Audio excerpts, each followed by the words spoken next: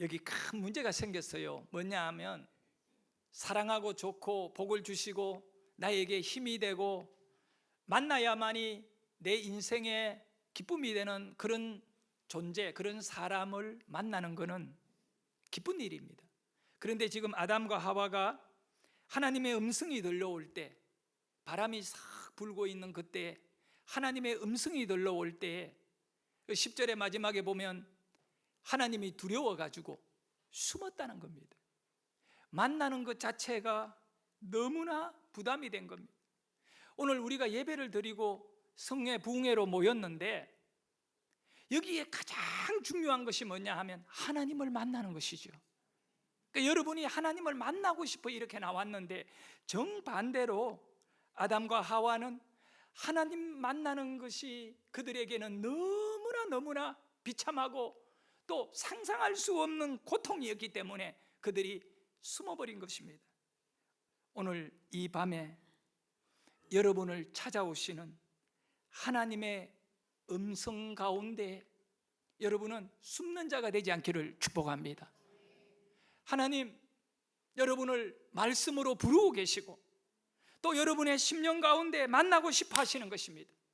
그것이 설교가 있든 없든 간에 영적으로 성령이 이곳에 역사할 때 가장 우리에게 두드러지게 확고하게 나타나는 것은 하나님이 여러분의 인생 가운데 들어가기를 원하시고 하나님이 여러분을 만나서 이제 여러분을 새롭게 만지기를 원하는 그때에 우리의 반응은 저 여기 있습니다. 저 여기 있습니다. 저 여기 있습니다. 누구야? 어디 있니? 저 여기 있습니다. 이 고백이 여러분의 인생의 새로운 전환점입니다. 여러분 모두가 이번 이 6번의 성회를 통해서 부흥회 가운데 영적으로 정말 죽은 것이 살아나고 그것을 회복이라고 하죠. 또 다른 말로는 하나님과의 관계가 회복되는, 거리가 멀리 떨어져 있었던 하나님과 여러분과의 관계가 이번 이 성회를 통하여 그 거리가 좁혀지고 그 좁혀진 결과로 인하여 오늘 말씀의 가장 결론적인 중요한 의미는 아담아 네가 어디 있느냐? 왜 하나님이 그를 찾고 있느냐 하면 동행하자고, 그 하나님과의 동행을 거부하고 숨어버린 이 아담을 끌어내시는 겁니다. 살리려고, 그를 치료해 주시려고, 그가 변화가 되지 않으면 망가진 상태로 저주이고 죽음이니까 죽음에서 살려주시려고 하나님은 영원한 생명의 주인이십니다. 그래서 아담을 불러내어서 생명으로, 영원한 생명으로 동행하시려고 불러내는 것과 같이 오늘 이 밤에 이 집회의 부름에 나오신 것 자체가 여러분에게는 이 엄청난 사건이 되기를 축복합니다. 그리고 오늘 이 말씀에 이 선포가 되어질 때 그 말씀이 여러분을 불러내는 말씀이 될 수 있기를 축복합니다. 그저 심령 안에 갇혀있던 내가 부름을 받고 하나님 앞에 이렇게 영적으로 달려나갈 수 있고 또 그 하나님과 함께 동행해 갈 수 있는 삶이 새로워지는, 제가 얼마 전에 설교를 했잖아요. 이름이라는 단어가 뭐라고요? 이름, 쉔이라고 했죠. 쉐무엘, 기억나요? 약간 해를 꼬부리면 됩니다. 쉐무엘, 쉐무엘이라는 뜻은 엘, 하나님, 쉔, 이름, 하나님의 이름, 하나님의 이름이라는 뜻을 가지고 있어요. 그렇다면 그 이름이라는 하나님의 이름이라고 하는 이름의 뜻이 또 다른 의미로 히브리어 쉔은 숨결입니다. 숨소리. 이 저녁에 다른 거 없어요.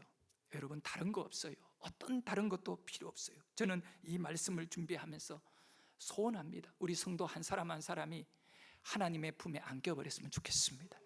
그분의 심장을 느끼고 그분의 숨결을 느끼는, 그것이 답인 것입니다. 하나님이 살아계심을 느껴버렸을 때 여러분의 행동이 다르고, 여러분의 언어가 다르고, 여러분의 생각이 다르고, 여러분의 모습이 달라진 줄 믿으시기를 바랍니다. 하나님의 숨결을 느끼는 것 있잖아요. 네? 오늘 새벽에 나온 분은 설교를 통하여 기가 막힌 걸 들었을 겁니다. 우리 집사님 웃고 있네. 103세 된 분을 제가 어저께 가서 노회장으로 예배를 드리는데 제가 설교를 했어요. 그 설교 제목이 명품 장례. 그러면서 저 송장도 명품이다 그랬어요. 죽은 103세의 장철수라고 하는 그 어른도 명품이다. 왜 명품인가를 설명을 쫙 했어요. 그 자녀들도 명품이고, 우리는 명품은 가치 있는 것이다. 성도의 죽음은 하나님 보시기에 귀중한 것이라. 명품은 귀중한 것입니다. 여러분, 가치 없는 우리의 인생들, 죄덩어리고 못쓸 우리의 삶에 어디에 구석에나 처박혀 있고 먼지나 묻어 있어야 할 이런 저와 여러분의 인생이 오늘 이 밤에 하나님이 만져주심으로, 인생을 만지시는데 능하신 하나님, 사람을 변화시키는데 가장 강력하신 하나님께서 여러분의 삶을 어루만지고 주무리고 그렇게 하여 여러분을 명품으로 바꾸어주는 은혜가 있기를 원합니다. 주여, 이 밤에 나를 명품으로 바꾸어 주시옵소서. 여러분이 먼저 바뀌어져야 되는 것입니다. 천없어도 우리 새안양교회 바뀌어지려면 목사가 바뀌어지고, 장로님이 바뀌어지고, 권사님이 바뀌고, 우리가 먼저 바뀌어지지 않고는 다른 거를 이야기하면 안 됩니다. 뭐 이거 이야기 저거 이야기 다 헛소리인 겁니다. 내가 먼저 바뀌면 다 되는 것입니다. 목사가 바뀌면 설교가 바뀌고, 말씀을 듣는 사람들이 바뀌어지고, 우리 각각 개개인이 바뀌어질 줄 믿으시기를 바랍니다. 그 누가 바꾸느냐? 누가 바꿀 수 있느냐? 하나님이시거든요. 하나님께 갖다 맡겨버리는 것입니다. 여러분, 아담과 하와는 하나님께서 금지하신, 하나님께서 선악과를 먹으면 안 된다 말씀하셨는데도 불구하고 몰라서가 아니라 유혹을 받아 반드시 죽는다, 그걸 먹으면 죽는다, 그렇게 말씀하셨는데도 이 하와가요, 사탄의 유혹을 받아가지고 그 말이라고 하는 것이 이렇게 무서운 것입니다. 사탄의 말을 듣고 거기 넘어간 겁니다. 이거를 가르쳐 뭐냐면, 밀어내야 할 때 밀어내고 땡겨야 할 것은 땡겨야 되는데 이 마귀를 밀어내지를 못하고 그걸 따먹었는데, 우리 성경에는 선악과라고 되어 있어요. 어떤 분들은 사과라고 그래요. 사과. 그림에 보면 전부 사과로 만들어졌어요. 근데 이 선악과는 원문에 보면 뭐라고 되어 있느냐 하면 지식과라고 되어 있어요. 지식과. 그는 지식을 알게 하는 열매, 이런 뜻이에요. 지식을 알게 하는 열매. 그러니까 지식과지요. 우리 인간의 지식으로 살 게 아니에요. 절대 그거로 살려고 하면 안 돼요. 그래봤자 세상의 깊이와 넓이는 끝이 없어요. 여러분, 빛 있잖아요. 이 빛이 1초에 착각 하면 30만 킬로를 날아가 버리거든요. 그것이 세상이에요. 그런데 인간의 이 지식으로는 세상을 이 속도에, 빛의 속도에도 우리는 아예, 우리가 아무리 빠른 인간이라도 그거는 뭐 상상을 못해. 1000분의 1도 못 따라가. 그런데 이 지식을 가지려고 하는 욕망의 열매, 쓴 열매가 있고 단 열매가 있고 그런 거 있잖아요. 그런데 이 열매는 지식의 유혹의 열매입니다. 너 지혜로워진다. 우리가 좋은 일꾼이 누구냐? 교회 안에 막 지식을 가진 일꾼이 아니라 하나님의 말씀에 그대로 순종하며 사는 그런 성도가 되는 거죠. 그래서 아담과 하와가 이 선악과를 먹음으로 딱 오늘 본문에 가장 중요한 관점이 뭐냐면, 그걸 먹고 하나님의 음성이 들릴 때 하나님과의 관계성 속에서 뛰어나가야 되고 기뻐하고 환영해야 될 아담과 하와가 나무 사이에 숨었던 것입니다. 나무 사이에 숨었습니다. 그거는 뭘 의미하느냐? 영적인 부분으로 보면 어두움에 숨은 것이죠. 이제 아담과 하와가 에덴 동산, 에덴은요 파라다이스거든요. 에덴이라는 그 말의 의미는 우리에게 파라다이스예요. 그 아주 이렇게 행복과 기쁨이 넘치는 그곳에서 어두움으로 숨어 들어간 겁니다.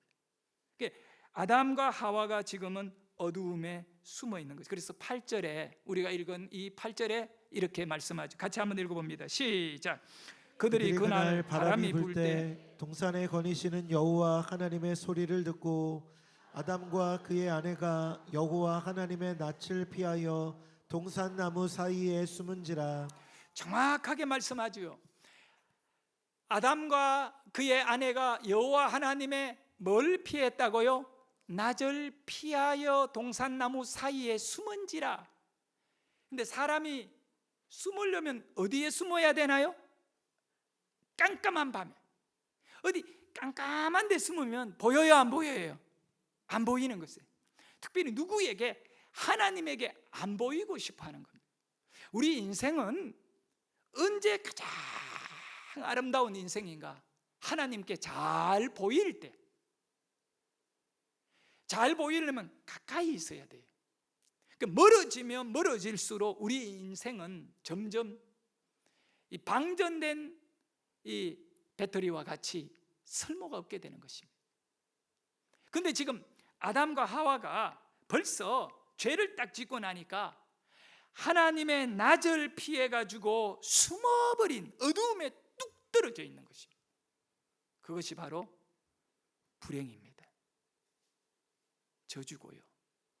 근데 이 기본 원리, 어두움이라고 하는 것이 뭘까?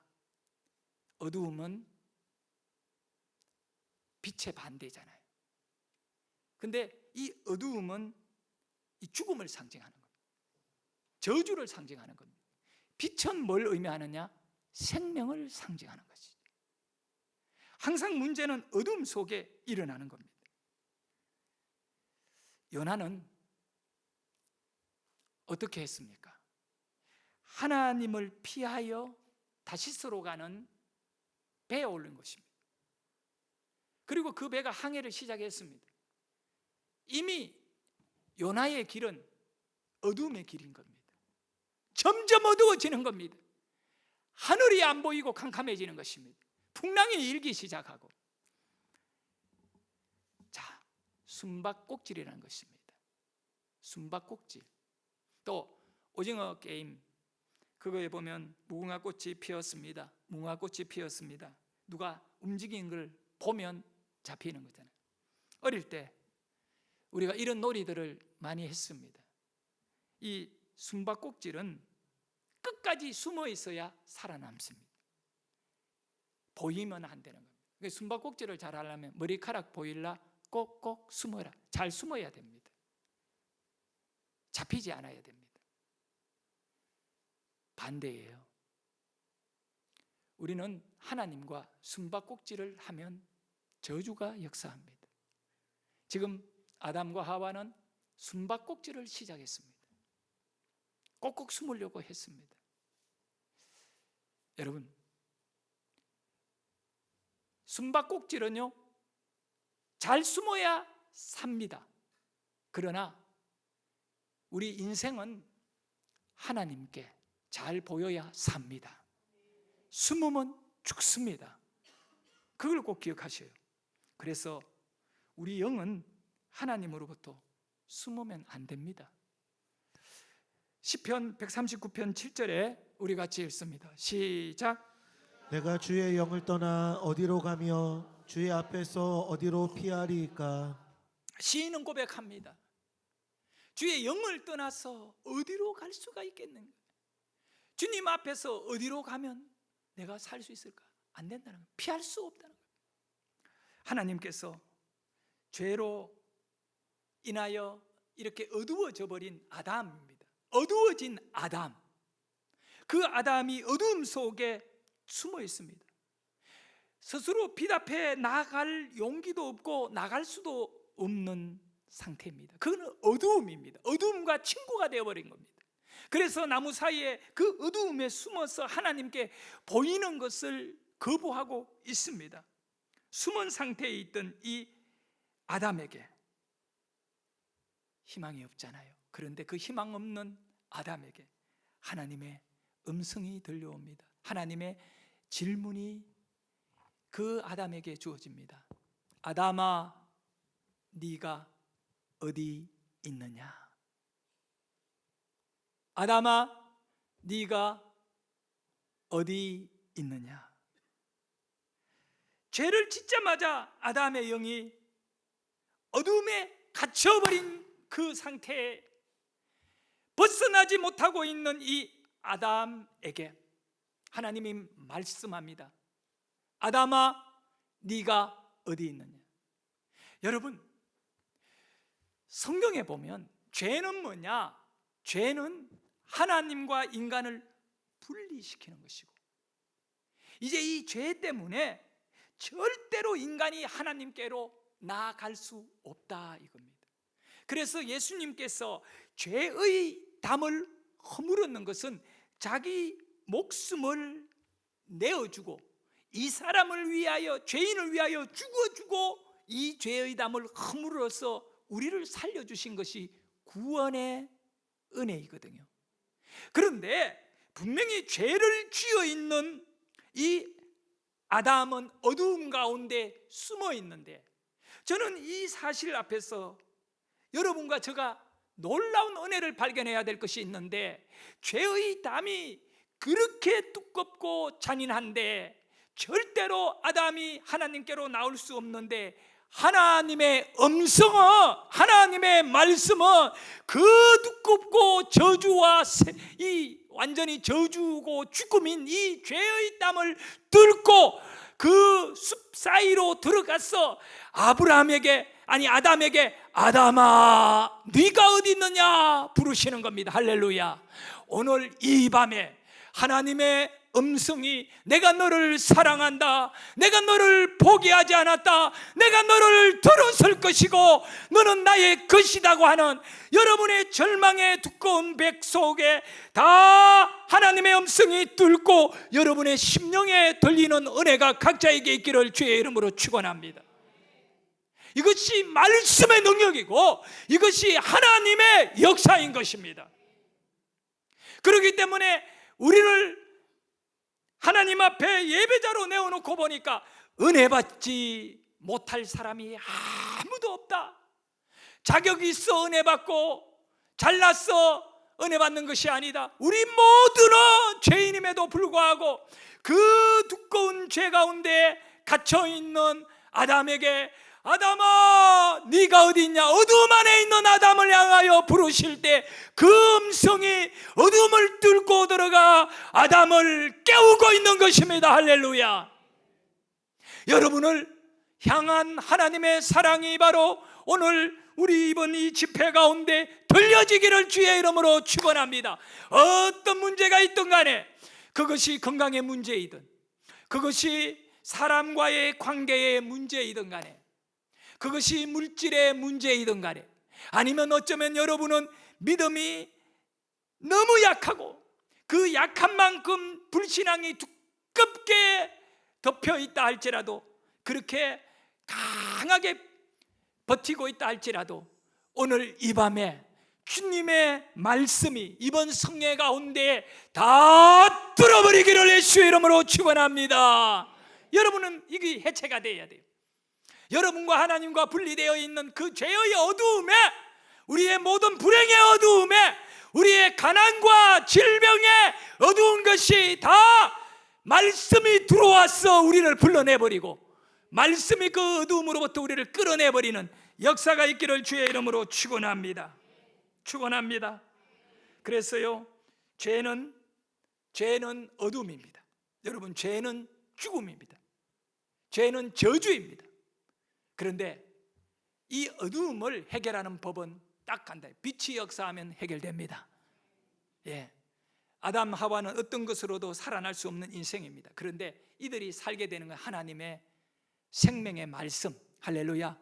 그 생명이 없는 이들에게 생명의 말씀이 들려지면서 희망이 생기기 시작한, 다시 살아나는 역사가 일어나는 거죠.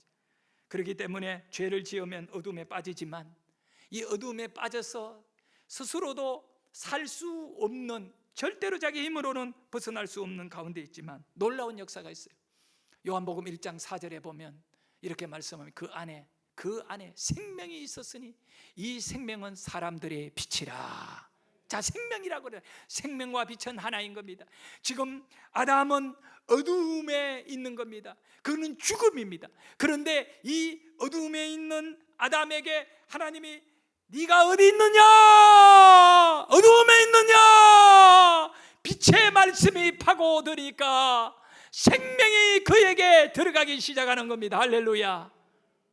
그래서 말씀이 나를 살린다, 이것이 맞는 거예요. 예? 성도 여러분, 여기 요한복음 1장 4절에 그 안에 생명이 있으니 이 생명은 사람들의 뭐라고요? 빛이라. 이 생명은 그 안에, 그의 안에 빛이 있는 겁니다. 그의 안에 생명이 있는, 그가 누구냐? 예수이잖아요. 그저 그냥 우리끼리 여기에 모여가 기록된 성경의 내용을 갖고 읽고 또 우리가 듣고 끝나는 것이 아니라 이 말씀은 진리고 이 말씀은 생명이고 이 말씀은 빛이 되어 여러분의 어두움을 다 물리쳐버리는 것입니다. 예. 그리고 우리는 바뀌어지는 것, 그리고 우리는 변화되는 것입니다. 아담은 벗어날 수 없는 어둠에 갇혔지만 아담이 살기 위해서는 어둠을 벗어나야 되는 겁니다. 방법은 딱 하나, 그 어둠 속에 빛만 있다면 가능한 겁니다. 그 아담이 빛이 없는 가운데 있었는데 하나님의 빛이 음성을 통하여 들려오기 시작합니다. 아담아, 네가 어디 있느냐? 이 내용 한번 따라합니다. 네가 어디 있느냐? 어디 있느냐? 그 장소를 말합니다. 네가 어둠에 있느냐? 묻고 계십니다. 어디 있느냐? 어둠에 있느냐? 하나님의 음성은 죽음과 어둠을 뚫고 이제 아담에게 들려지기 시작했습니다. 자, 이것이 복입니다. 우리가 어떤 다른 것으로 잘 갖추어졌기 때문에 하나님의 음성을 듣는 것도 좋지만, 은혜 받고 우리가 풍성한 가운데에 하나님을 바라보는 것도 좋지만, 죽은 자가 살아나는 것과 같이 들을 수 없는 하나님의 음성이 들려지는 것은 정말 은혜 아니면 안 되는 겁니다. 그래서 우리는 오늘 하나님의 은혜만이 여러분의 인생의 답이 될 줄 믿습니다. 네가 어디 있느냐? 우리 모두는 이 밤에 떳떳하지 못한 존재들입니다. 그렇기 때문에 내가 있는 이 장소, 내 안에 있는 욕심과 어두움들, 이것이 오늘 진리의 빛으로 인하여 어두움에서 빛으로 이끌어내시는 하나님의 선한 손길 가운데 여러분의 영혼을 맡길 수 있기를 축복합니다. 오늘 이 밤에 빛이 되시는 예수님께서 나를 찾아오셨어. 네가 어디에 있느냐? 네가 실패의 자리에 있느냐? 네가 지금 근심의 자리에 있느냐? 네가 지금 어떤 자리에 있느냐? 여러분, 실패도 괜찮습니다. 우리 주님이 여러분을 확인하는 순간에 어두움에서는 빛으로, 실패에서는 성공으로, 질병에서는 건강으로, 가난에서는 부유함으로 불러내시는 은혜가 있는 줄 믿으시기를 바랍니다. 왜 물을까요? 네가 어디 있느냐? 어두움이면 빛을 주시려고, 가난이면 부유하게 하시려고, 병든 자리에 있으면 내가 너를 건강을 주겠다, 하나님의 선제적 은혜인 것입니다. 성도 여러분, 이번 이 부흥회에 내 안의 어두움이 떠나가고 예수의 빛이 강하게 임하는 집회 되기를 소원합니다. 그렇기 때문에 이번 집회는 나를 위한 집회입니다. 저 따라합니다. 나를 위한 집회이다. 어느 정도냐? 나를 살리려고요. 사랑한 것 같이 보이고 있는데 속지 마세요. 우리는 그리스도의 능력이 제대로 한번 나타나는 인생을 살아야 됩니다. 나는 여러분에게 한번 물어보고 싶어요. 만족합니까? 만족합니까? 형식적으로 이 정도면 됐어요, 그렇게 말할 수 있지만 진짜 만족합니까? 아닙니다. 왜냐하면 우리 인간은 뇌를 100% 같으면 평생 사용해도 20%도 못 쓴다잖아요. 못 쓰는 거예요. 근데 하나님의 능력을 과연 우리는 몇 프로 쓰고 있습니까? 그분 살아계시잖아요. 그분 능력이 믿음 가운데 역사하잖아요. 만족합니까? 여기서 만족하면 무너지는 거 아니에요? 그대로 세상의 사람과 여러분 뭐가 다릅니까? 자, 여러분, 이번 붕괴 가운데 빛의 역사가 이루어지는 인생 되기를 원합니다. 여러분의 삶이 명품 신앙 되어야 합니다. 명품이 되어야 됩니다. 값진 자가 되어야 됩니다. 그래서 우리는 결단하고 또 결단해야 됩니다. 이번 성회를 앞두고 나는 가리라. 어디로 간다? 주의 길을 가리라. 이 찬양이 이번 성회의 주제곡입니다. 하나님이 저에게 이 곡을 가슴속에 주셨습니다.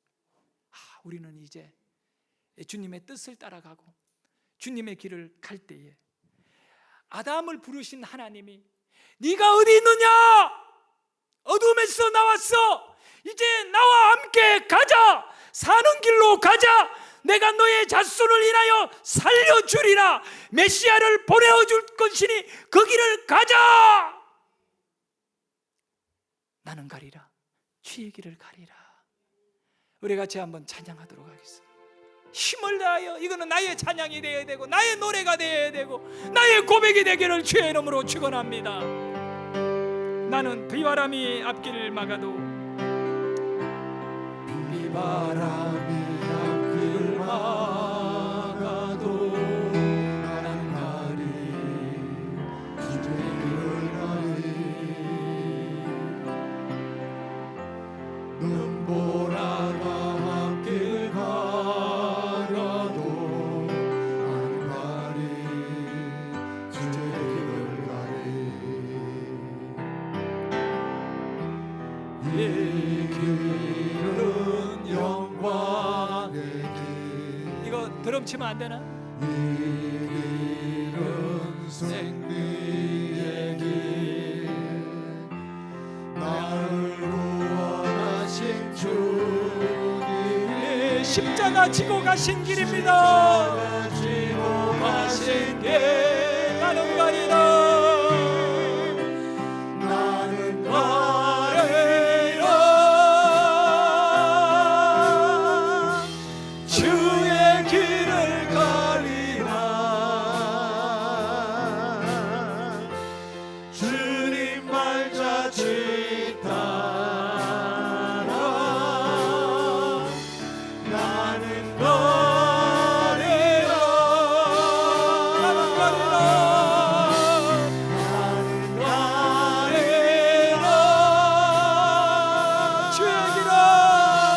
주의 길을 가리라. 주님 발자취 따라가리라.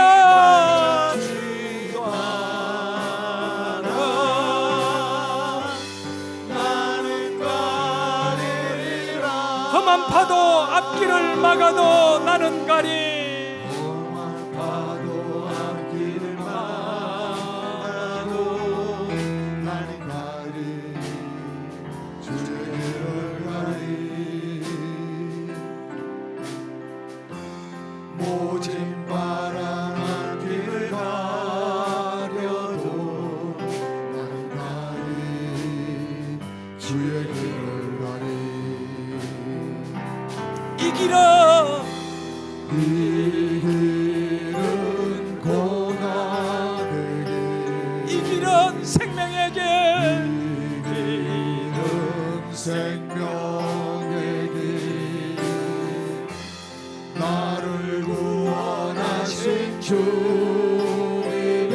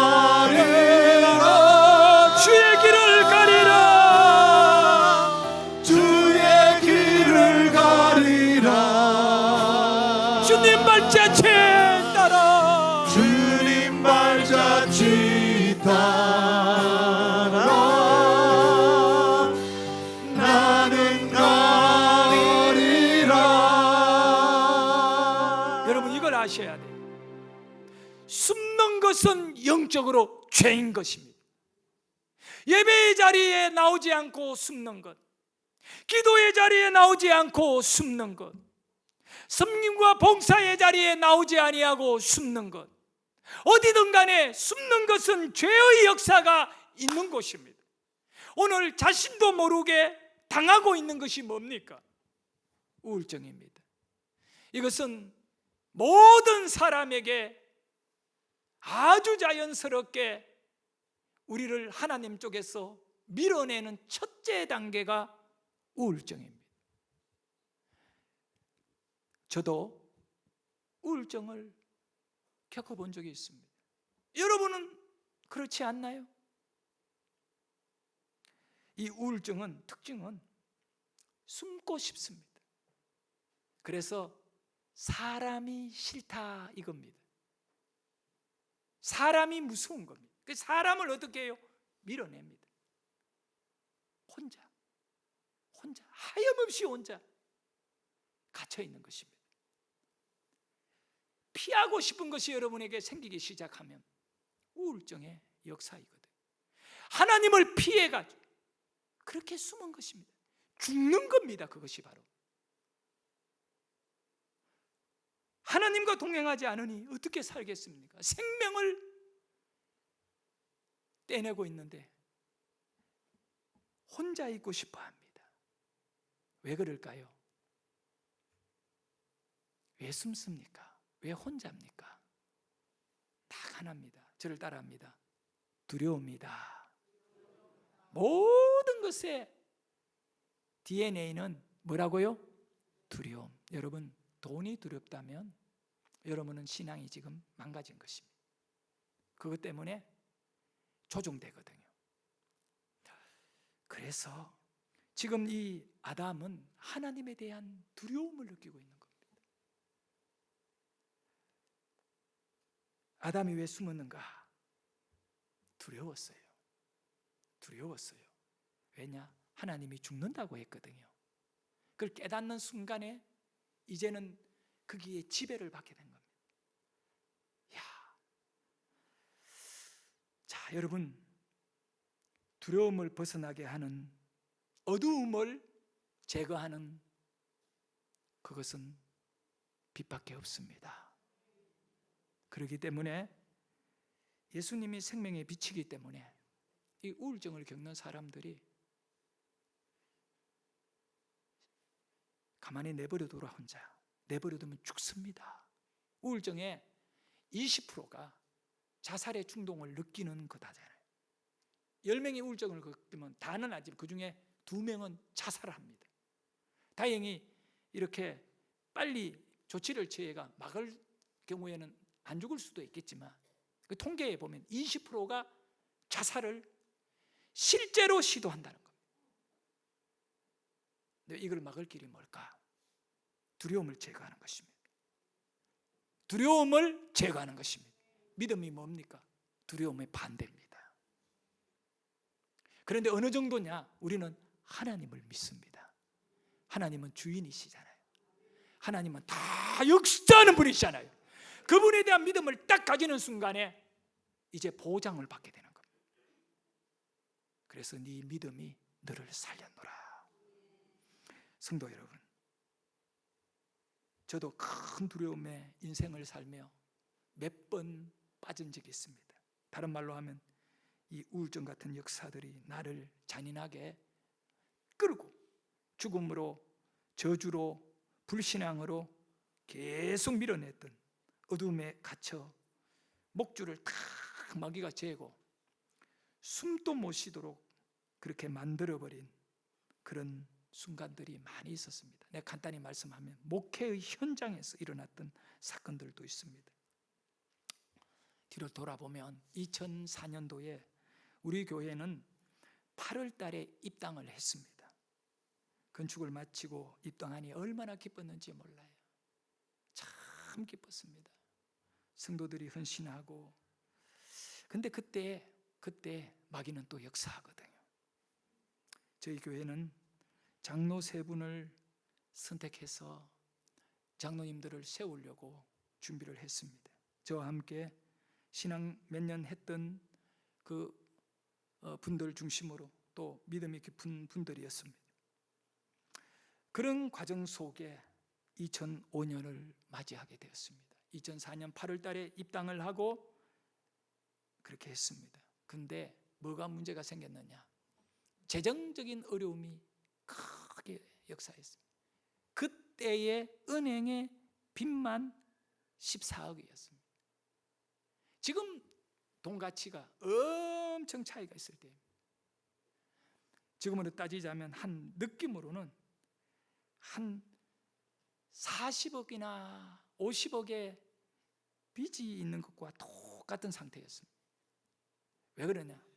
주일날 헌금을 받아가 이자를 내고도 모자랐으니까 저 생활비는 말할 것도 없고, 자, 그게 한 달, 두 달이 아니라 거의 6개월이 지나버리니까 재정이 마이너스가 많이 깊어지기 시작하고 이제 두려움이 오기 시작하는 거예요. 이러다가 목사인 저에게 두려움이 오기 시작. 이러다가 교회가 이거 부도나는 거 아닐까, 이런 불신앙이 생기기 시작합니다.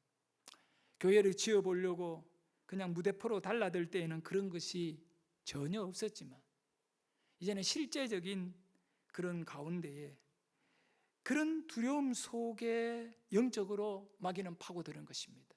누가 잘났고 누가 잘못했고 잘했고 이거를 지금 따지자는 얘기는 아닙니다.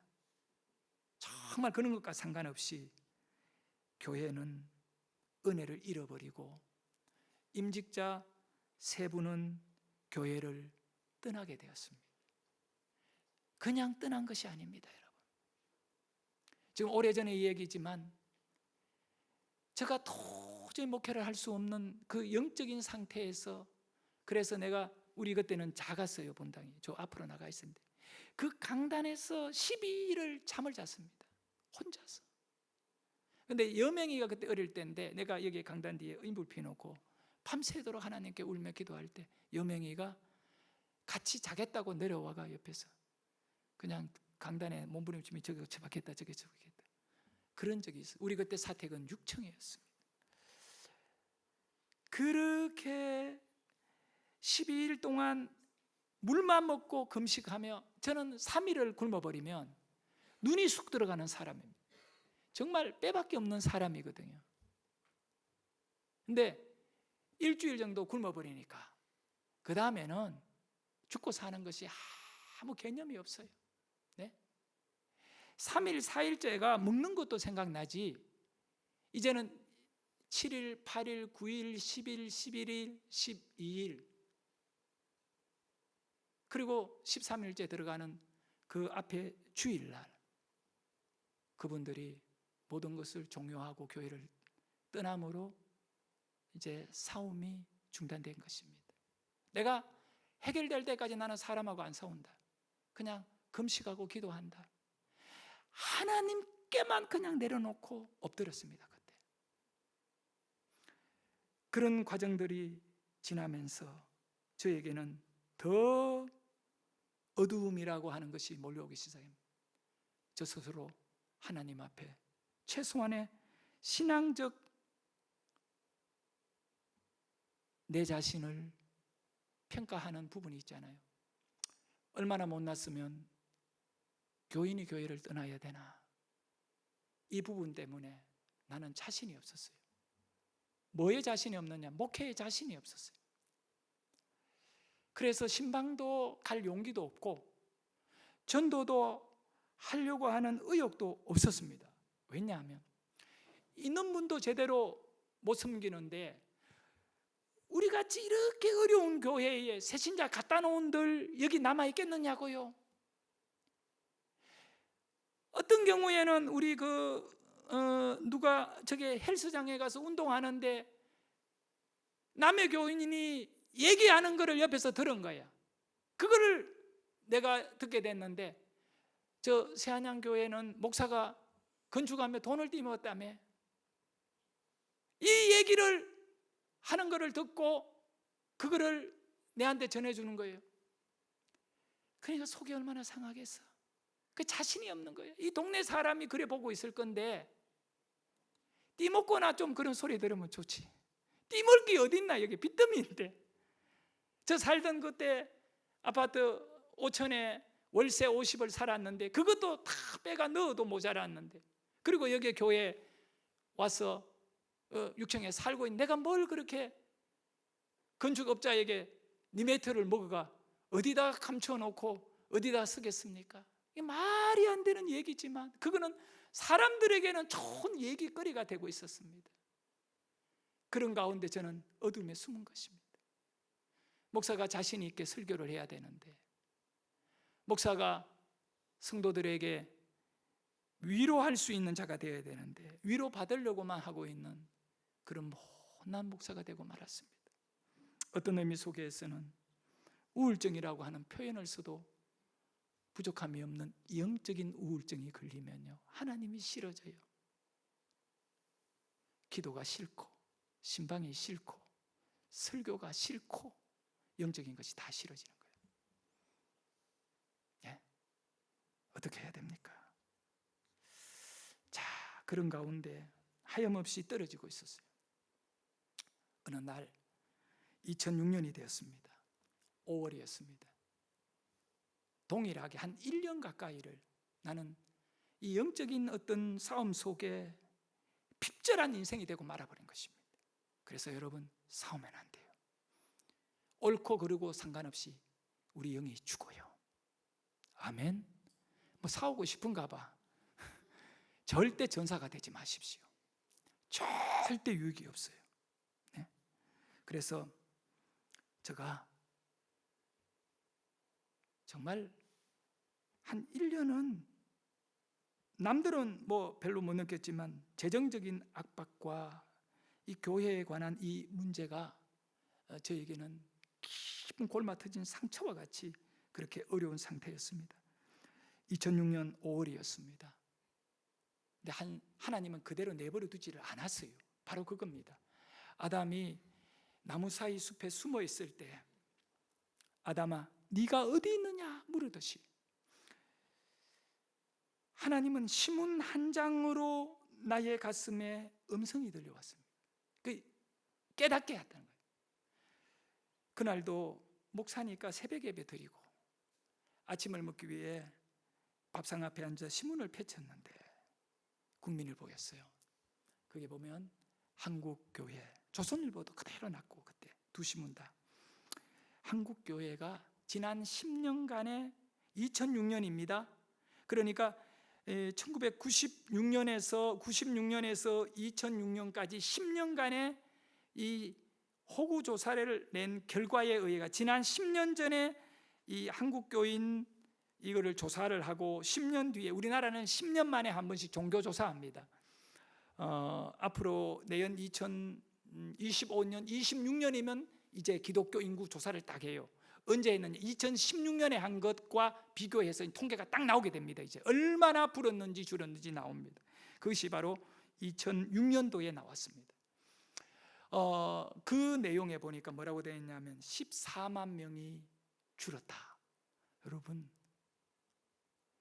10만 명이 얼마나 많아요. 근데 통계에 나는 기독교가 아닙니다, 이런 기독교인입니다, 조사를 딱 했는데 기독교가 14만 명이 줄었다. 침체 국면에 접어들었다. 이 기사가 났어요. 그 기사잖아요. 그냥 읽고 그러냐 넘어가는 얘기거든요. 근데 그날따라 그걸 보는데 눈물이 나기 시작했어요. 왜냐하면 나를 보는 것 같은 거예요. 망해가는 한국교회가 소망 없이 무너지고 있는 내 모습을 보는 것 같은 느낌이 와서 가슴이 미어지는 거예요. 그날. 그래서 그날 아침에 그대로 내려와가지고 저쪽 모퉁이에 앉아가 혼자 오전 내내 울었어요. 하나님 어떻게 해야 됩니까? 어떻게 해야 합니까? 빛에 쪼달리고 이 모든 것이 절망적인 상황, 한국교회도 줄고 무너지고 이 모든 것이 저에게는 힘이 없는 살아야 할 힘이 없고 목회에 힘이 없습니다. 이런 깊은 우울증 속에 갇혀 있었습니다. 그 다음 날도 또 그 다음 날도 계속 그렇게 하루하루를 보냈습니다. 한 달이 지나고 두 달이 지나고 이제 5월에서 6월로 접어들고 7월로 접어들고 8월로 접어드는데 내 마음에는 이 지독한 절망이 나를 짓누르고 있어요. 기도가 안 나오는 거죠. 어느 새벽에 하나님의 음성이 저에게 들려왔습니다. 너무 뚜렷하게 들려왔습니다. 교회 밖을 봐라. 나는 이해가 안 됐어요. 누가 말하느냐? 없어요. 근데 눈을 감고 기도하면 교회 밖을 봐라. 뚜렷하게 들려왔습니다. 저에게. 아담에게 네가 어디에 있느냐? 그 위치를 묻잖아요. 네 왜 어두움에 있느냐 이거예요. 빨리 빛으로 나오라는 겁니다. 거기에 있으면 죽는다는 거죠. 교회 밖을 봐라. 네 지금 뭘 보고 있니? 네 지금 뭘 보고 있니? 어쩌면 그 질문이 아닐까요? 교회 밖을 봐라. 한 일주일간 이해가 안 됐어요. 저는 그 소리가 계속 들려오는데, 근데 하나님, 교회 밖에 뭐가 있단 말입니까? 뭘 보라는 겁니까? 내 마음에 깨달음이 오기 시작합니다. 아, 내가 이렇게 절망하고 그냥 안 된다 하고 끝났다 하고 그렇게 있을 것이 아니라 이제 교회 밖에 네가 말하는 교회를 떠나고 교회에 나오지 않은 얼마나 많은 사람이 있느냐 이거예요. 네게 비전이 뭐냐 이거예요. 저 영혼 전도하는 거 아니냐 이거예요. 교회 밖에 있는 저 영혼을 향하여 네가 달려가야 될 것 아니냐 이거예요. 구원해야 될 것 아니냐 이거예요. 그건 네 능력으로 하는 거 아니지 않느냐 이거예요. 교회 밖에 영혼에 네 마음을 주고 그 영혼을 위해 기도하고 그 영혼을 위해 찾아가고 네가 일어나야지. 네가 교회 밖을 봐야지. 그래서 제가 해피데이 할 때 이 간증을 계속했어요. 초기에 여러분 기억할 겁니다. 교회 밖에 영혼이 얼마나 많아. 그걸 전도해라. 그래서 내가 그때 기억납니다.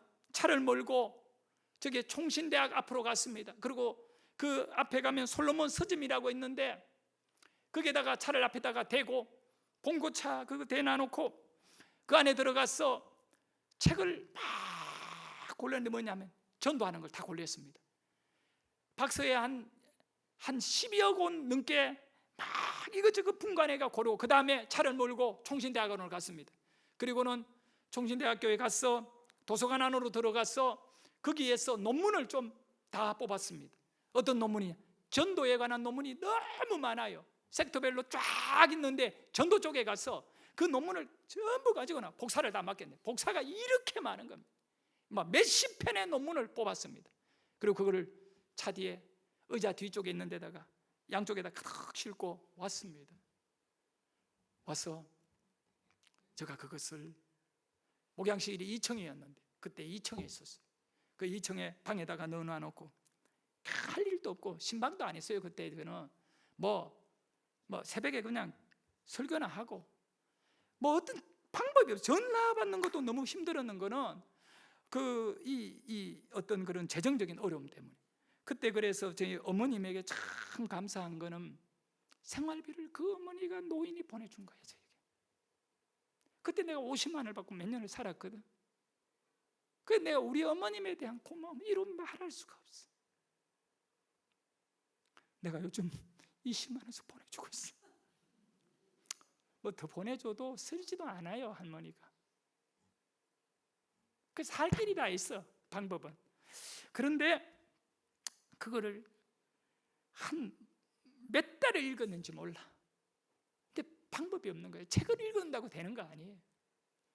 그리고 그 다음 2007년 2006년 마무리할 때 내가 기도하면서 하나님 이제 교회 밖에 있는 영혼들 전도하는 걸 한번 하겠습니다. 마지막으로 한번 이거 하고 안 되면 뭐 부도나고 하겠습니다 하고 2007년도 5월 13일 날 전도 날짜 딱 만들어 놓고 연초에 우리 여기 그때는 우리 장로님들이 집사님이었어요. 집사님들 또 몇 분 보내고 우리 한번 전도합시다.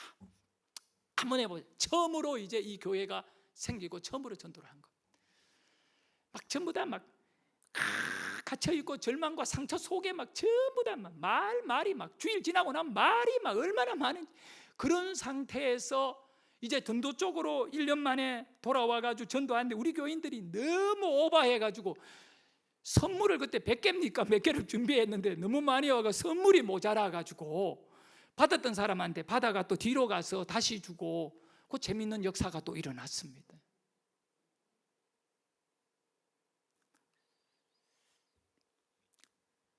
창세기 3장 9절에 아담에게 네가 어디 있느냐 물으셨습니다. 위치를 묻는 겁니다. 어둠에 있느냐, 실패에 있느냐, 불신앙에 있느냐, 왜 거기에 있니? 이겁니다. 그리고 창세기 4장 9절 똑같은 9절이야, 두 개 다. 3장 9절, 4장 9절에 하나님이 또 가인에게 말합니다. 죄를 짓고 동생을 죽인 가인에게 말합니다. 네 아우 아벨이 어디 있느냐? 의인을 찾고 있습니다. 근데 아벨은 어디 있지요? 지금 땅에 묻었습니다. 죽였습니다. 가인에게 묻습니다. 네 동생 어디 있느냐? 오늘 사실 제가 설교를 준비를 많이 했지만 간단하게 좀 마무리할게요. 내일 새벽에 또 나와 기도하고 저녁 집회가 있으니까 저녁에 또 집회해야 하잖아요. 저는 이 집회에 여러분이 오늘 이 첫 시간에 마음에 일단 여러분이 어디 있는지를, 어디에 있는지를, 실패의 자리에 있는지를, 무능한 자리에 있는지를, 못난 자리에 있는지를 발견했으면 좋겠습니다. 그것이 희망입니다. 그리고 하나님과 동행할 수 있는 자리로 나아갈 수 있기를 주의 이름으로 축원합니다. 여러분의 가정이 어디 있는지를 깨달아야 합니다. 그렇다면 이 가정을 가슴에 품고 기도해야 됩니다. 여러분의 자녀들이 어디 있는가를 봐야 됩니다.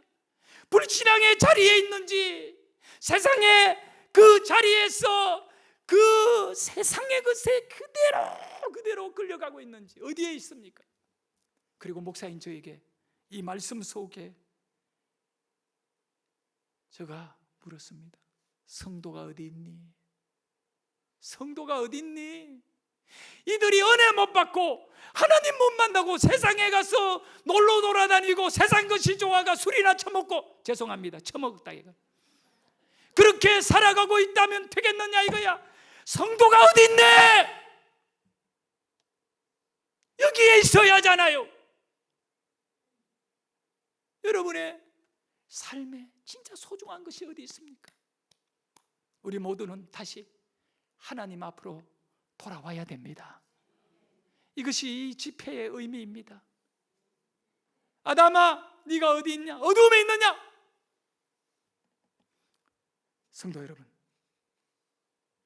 깊은 낙심 가운데 빠져 있을 때 기도를 하게 되면 그 낙심 중에는 다른 것은 어떤 것도 사다리가 없습니다. 기도만이 사다리입니다. 올라올 수 있습니다. 기도는 하나님께로 돌아오는 길을 열어줍니다. 그리고 우리가 기도하면서 그렇게 나가야 됩니다. 성도 여러분, 성도는 고난이 닥쳐와도 죽음 앞에서도 있어야 할 자리에 있어야 합니다. 그렇잖아요.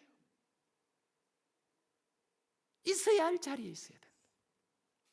성도의 자리는 예배 중심, 성경 중심, 전도 중심, 섬김 중심입니다. 예. 이거 문자들 2025년도에 이제 현수막이 바뀌어지면 여기에다가 기본 그리고 그 밑에 이제 예배 중심, 성경 중심, 전도 중심, 섬김 중심이 기본입니다. 우리 있어야 할 자리입니다. 있어야 할 자리. 그 전도의 자리에, 예배 자리에, 성경을 일독하는 그 해마다 그런 어떤 섬김의 자리에 우리가 있어야 된다 이겁니다. 오늘 이 밤에 있어야 자리에 있지 않음이 억울해야 돼요. 네? 여러분, 이제는 있어야 할 자리에 있기를 축복합니다. 네가 어디에 있느냐? 나는 지금 어디에 있습니까? 빛에 있습니까? 어둠에 있습니까? 이사야 60장 22절 마지막입니다. 이사야 60장 22절 같이 크게 읽습니다. 시작.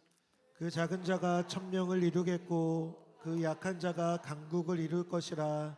때가 되면 나 여호와가 속히 이루리라. 이 말씀을 보세요.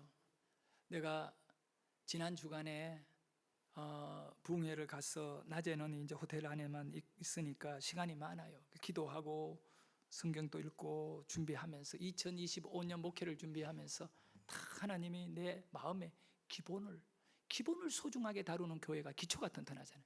그래서 기본을 잘 잡아주면 집은 튼튼히 세워진다, 이런 마음을 줬는데 이사야 이 말씀을 제 가슴에 막 갑자기 막 주시라고. 그래가 한 사람이 1000명을 뭐 감당한다, 그래서 성경을 찾았죠. 찾으니까 이사야 60장 22절이잖아요. 그 작은 자가, 우리는 작습니다. 그 못난 자가, 그 무능한 자가, 그 이름 없는 자가, 할렐루야, 1000명을 이루겠고, 우리 교회가 1000명으로 부흥할 겁니다. 예, 할렐루야. 간단해요. 여러분 한 사람이 몇 명씩만 예쁘면 1000명 돼. 예, 그 약한 자가 강국을 이룰 것이라. 때가 되면 나 여호와가 속히 이루리라. 답은 그거예요. 우리가 하면 못해요. 여러분이 하면 해요, 못해요? 못해요. 누가 한다? 하나님이 하심. 믿으면 아멘 하셔야 돼요.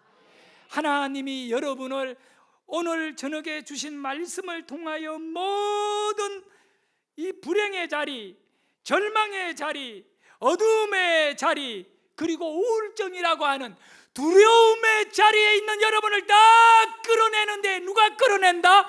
하나님이 끌어내는 것입니다. 그래놓고 여러분에게 능력 주고 은혜 주고 말씀 줘서 빛을 줘서 너희는 산 위에 빛이라, 천명에게 비추게 될 줄 믿으시기를 바랍니다. 이것이 우리의 비전이고 이것이 우리의 하나님과 동행하는 능력인 것입니다. 그래서 우리가 다 같이 불을 끄고 찬양 한번 부르고 기도하고 마치도록 하겠습니다. 제가요, 대구에서 지난 주간에 집회할 때 담임 목사님이 10시 반까지 설교하라 하더라고요. 10시 반에는 목사님 만남 마치면 안 돼요. 우리 1년에 한 번 있는 집회인데, 우리 교인들 외관에서도 오고 구미에서도 오고 영천에서도 오고 현풍에서도 오고 막, 그래가 저녁 집회를 몇 시에 하느냐? 8시 반에 시작하고 2시간을 설교하라는 거예요. 비싼 사례비 주는데 목사님 끝까지 해야 된다는 거예요. 근데 내가 10시까지 안 된다, 2시간 해야 된대. 그래서 내가 도전을 받고 원래 새벽 집회 하려다가 아니다 진짜 우리 교회도 뭔가 막 살려내야 되는데, 저녁에 직장 마치고 와서 은혜 받고 여유 있게 기도하고, 새벽에 하면 막 마치기 바쁘고 직장 가기 바쁘잖아요. 그래서 정말, 근데 나는 10시 반까지 안 하잖아. 9시 반에 맞춰주잖아. 네가 어디 있느냐? 정신 좀 차려라. 더 세게 해라. 그래도 여러분 은혜 받은 줄 믿습니다. 은혜 받은 줄 믿습니다. 죽을 것 같은 우리였지만 살려주셨고요, 어두움에 있더라도 네가 어디 있느냐? 빛을 비추어 끌어내시는 하나님인 줄 믿습니다. 네, 우리 찬양 같이 합시다. 주의 길을 가리라. 그것이 뭐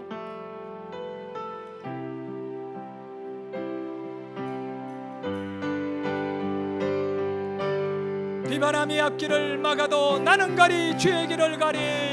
비바람이 앞길을 막아도 난 가리 주의 길을 가리.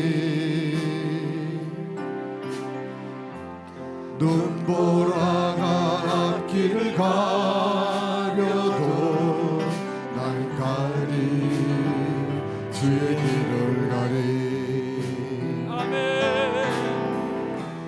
이 길은 영광의 길, 이 길은 승리의 길, 나를 구원하신 주님의 십자가 지고 가신 길, 나는 가리라. 나는 가리라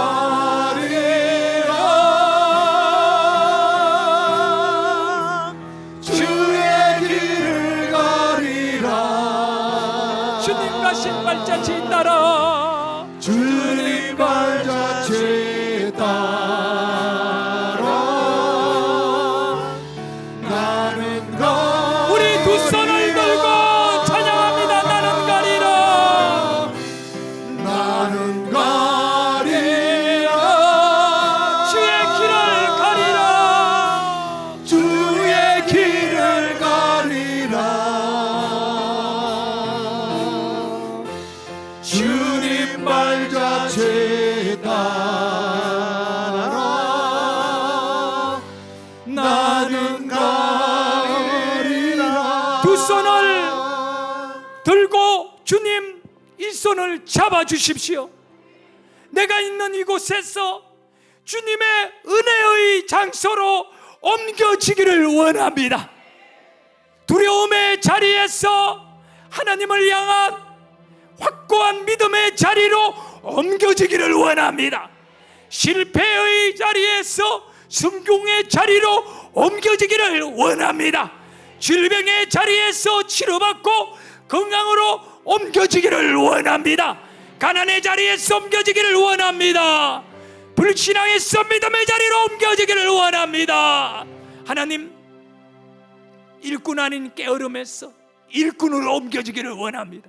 주여 나를 잡아주십시오. 주여 나를 옮겨주십시오. 아담아 네가 어디에 있느냐? 여러분을 향한 주님의 어디에 있느냐? 내가 벗어나기를 원합니다. 믿음으로 옮겨지기를 원합니다. 저를 따라합니다. 주여 살려 주옵소서. 주여 치료하여 주옵소서.